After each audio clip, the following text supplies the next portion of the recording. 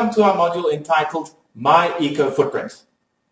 I read an article on Hub Pages recently that reflects the essence of the human responsibility in taking care of Mother Earth. Do not feel that you do not matter. Do not feel that your actions do not concern or affect anyone else. You are valuable not only to your family, friends, race and nation, but you are valuable to our Earth. Your actions affect her and all the living things that you connected to her. We breathe the same air and pollution. We experience the same climate change, but suffer differently. This is your chance to make a difference. The United Nations declared 2010 to be the International Year of Biodiversity. It is a celebration of life on Earth and of the value of biodiversity for our lives. The world was invited to take action in 2010 to safeguard the variety of life on Earth, and thousands of biodiversity actions all over the world have contributed to conserving our biodiversity. These actions have become a model for other communities, regions and countries, and the initiative itself has served as a springboard for increased and concrete action beyond 2010. A renewed and enhanced place of biodiversity, conservation and awareness raising can now start.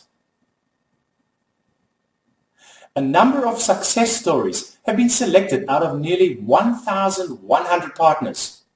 The Made in Countdown 2010 publication is a collection of 20 of the best success stories by Countdown 2010 partners, which have helped to make a difference for biodiversity.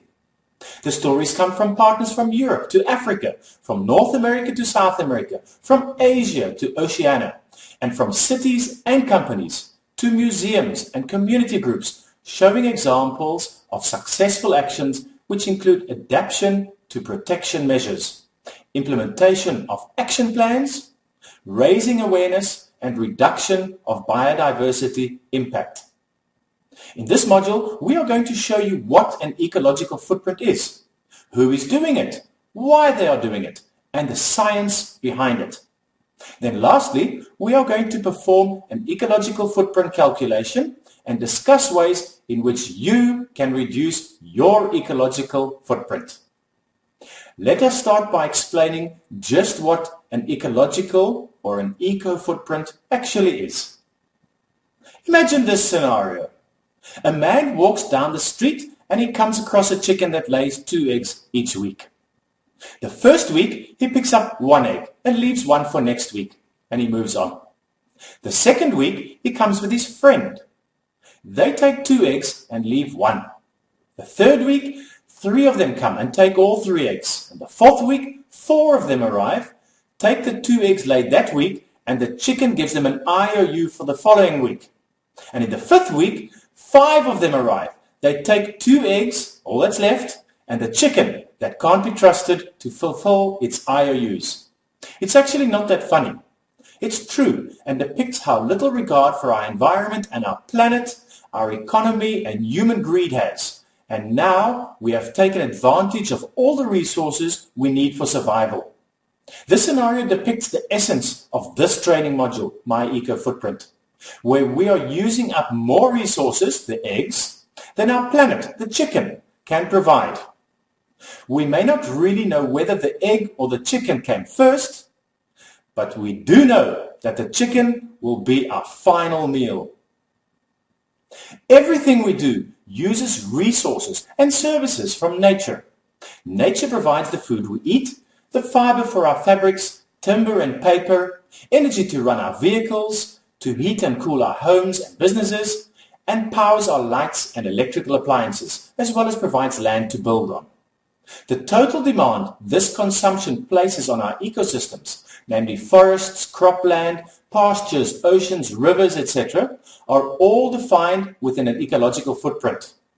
Measured in global hectares, which are hectares adjusted to reflect the world average biological productivity, the eco-footprint provides a snapshot assessment of the environmental demand associated with human activity at any scale, from that of an individual or a business to a nation or humanity as a whole.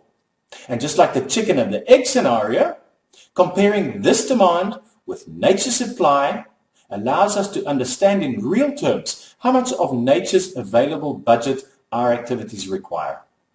With this information, we can more easily identify ecological risks, as well as opportunities for becoming more efficient in our use of limited resources. Ecological footprint analysis is an accounting framework relevant to this research question. It measures human appropriation of ecosystem products and services in terms of the amount of bioproductive land and sea area needed to supply these products and services. The area of land or sea available to serve a particular use is called biological capacity or biocapacity and represents the biosphere's ability to meet human demand for material consumption and waste disposal. Knowing the footprint of your personal or business activities can help you make decisions that save resources, both the planet's ecological resources and often your own financial resources, through increasing in operating efficiency. In an interconnected world where many of the ecosystems we depend on are already stressed, we all benefit when we help take the pressure off nature. The demand that populations and activities place on the biosphere in any given year, with prevailing technology and resource management of that year, is the ecological footprint. The supply created by the biosphere, namely the biocapacity, is a measure of the amount of biological productive land and sea area available to provide the ecosystem services that humanity consumes, our ecological budget. The formula in our calculations are based primarily on international data sets published by the Food and Agriculture Organization of the United Nations, the United Nations Commodity Trade Statistics Database, and the International Energy Agency. It's a good time to take a moment and ask yourself a serious question. How can I help? First of all, you have made a very important step by signing up for this training module, learning how to calculate your eco-footprint. We invite you to join us in creating a world where we can all live well within the means of one planet. Together, we can create tremendous positive change. Everybody can make a difference, and we encourage you to help in whatever ways you can. Thank you for coming along on our journey with us at EcoAnalysts. What does the ecological footprint tell us? Humanity's ecological footprint can be illustrated in number of planets, where one planet equals the total biocapacity of the Earth in any one year. Since the late 1980s, we have been in overshoot, and currently the ecological footprint exceeds the Earth's biocapacity by about 30%. In other words, it now takes about 1 year and 4 months for the Earth to regenerate what we use in a single year. The eco-footprint illustrates that, as a global community, we currently need about 1.3 planets to meet our average consumption levels. The average global ecological footprint is 2.7 global hectares per person, while there are only 2.1 hectares of biologically productive area per person available on the planet. This is called overshoot, and much like spending more money than you earn, it is possible to exceed ecological limits for a while. But this deficit spending leads to the destruction of ecological assets on which our economy depends, such as depleted groundwater, collapsing fisheries, carbon dioxide, accumulated in the atmosphere, and of course, deforestation. The main contributor to overshoot is carbon dioxide emissions. We are emitting this greenhouse gas faster than the planet can reabsorb it. So it's building up in the atmosphere and contributing to climate change. While climate change may represent the most alarming symptom of overshoot, it also offers the greatest opportunity for change. Virtually every action we take to reduce climate change also reduces overshoot, and vice versa. Earth overshoot means that we are reducing the ability of the Earth's land and water to support humans and other species into the future. If we conquer climate change without depleting other natural assets, we can rebalance our Earth budget and learn more about other global effects of overshoot. Now on to the next burning question. Why should you use our method to calculate? Well, our calculation methods are aligned with the International Ecological Footprint Standards, which were adopted in 2006, in order to ensure that footprint studies are both credible and consistent. For comparable and credible ecological footprint calculator results, look for transparent information on the methodology and check to see if the calculator was created by a global footprint network partner, as partnership requires compliance with ecological footprint standards. Global Footprint Network is based in Oakland, in California, North America. How does the ecological footprint work?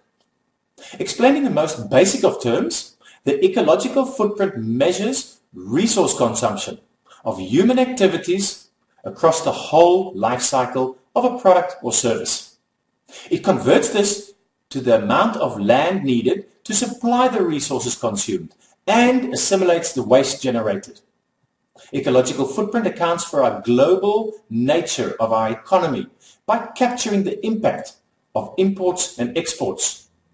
The eco-footprint does not account for hazardous impacts of products, such as the impacts of toxins, dioxins released into the atmosphere, nor does it measure water usage against water availability. The footprint tool does, however, measure the land required to eliminate carbon dioxide emissions and the impact of the energy required to provide the water we consume. Ecological footprint accounts calculate humanity's demand on nature in specific, understandable terms using official government statistics.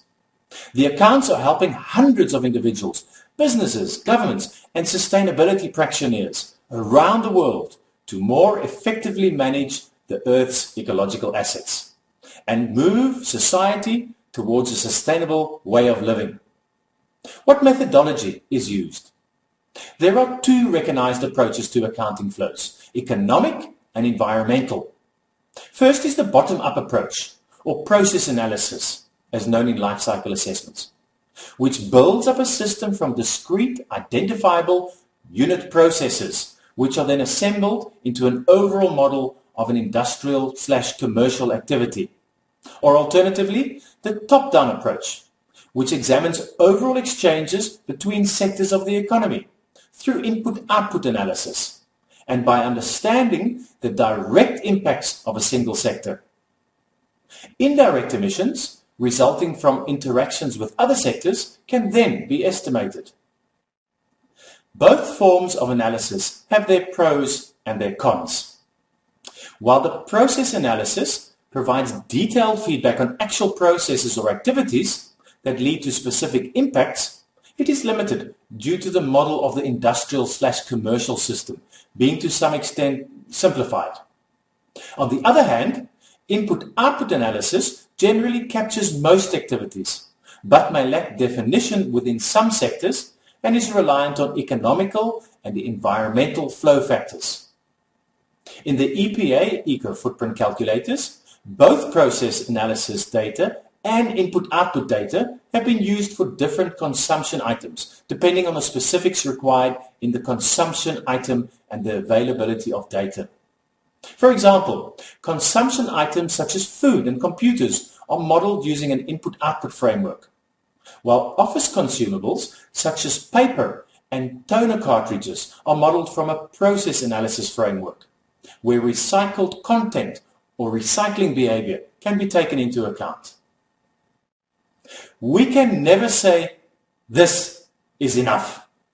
The natural environment comprises all naturally occurring surroundings and conditions in which living things grow and interact on Earth.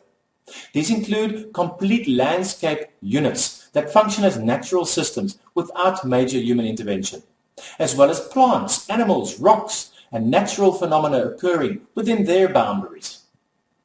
They also include non-local or universal natural resources that lack clear-cut boundaries, such as air, water, and climate. We are custodians of an amazing resource that gives us life.